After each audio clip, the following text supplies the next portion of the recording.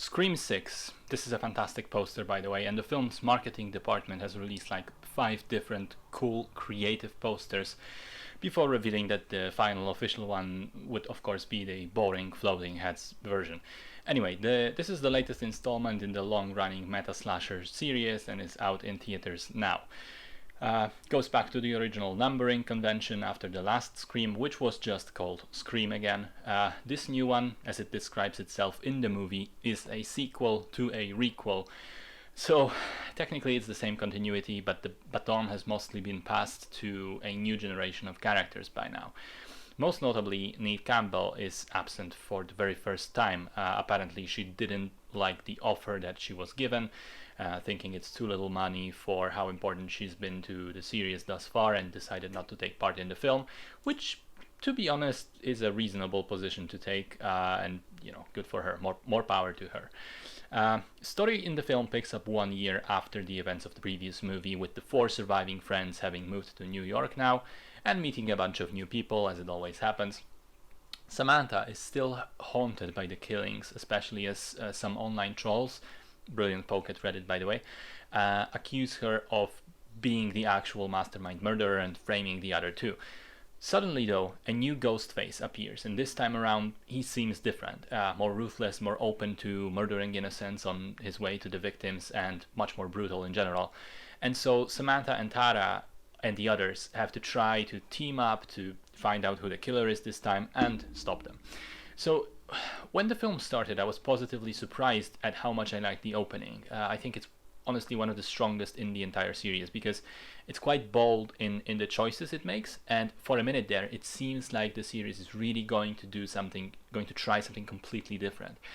However, before even the end of the prologue, it sort of reverts back to its old tricks, and I have to say I am a bit tired of it at this point in time.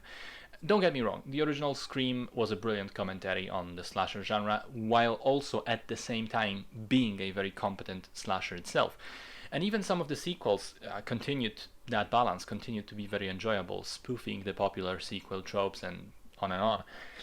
But now it just feels like the series has run its course and has nothing meaningful to say anymore, and starts to repeat what the other movies have already done. As the movie goes on, it becomes increasingly more silly, and this installment is especially egregious at 2 things. First off, the revealed motive for the killer and the lengths to which they go in order to fulfill that motive. It's just so nuts that I couldn't believe any of that for 1 second. And the second thing is there is a ridiculous amount of people in this film who get stabbed multiple times and survive without a problem. For how much the movie promises that this time nobody is safe, even the legacy characters, even the protagonists, it seems very afraid of actually killing off any of the prominent characters. There's a lot of fake outs in that regard. And I think in general the final act is downright stupid and over the top, and it feels repetitive after the previous Scream movies. There are some sequences beforehand which are fun. I mentioned the prologue. I also enjoyed the scenes in the subway. There's a really cool thing with which Gail does at her apartment to outsmart Ghostface. I really like that. But on the other hand, though, nothing really stood out as especially remarkable. The performances are uneven.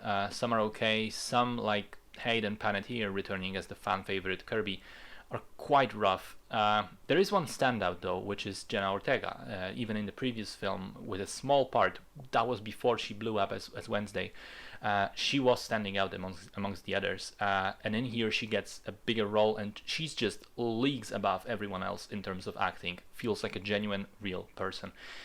And that makes her honestly much better than the movie deserves, because in my book it is a step too far in a series that should have ended by now.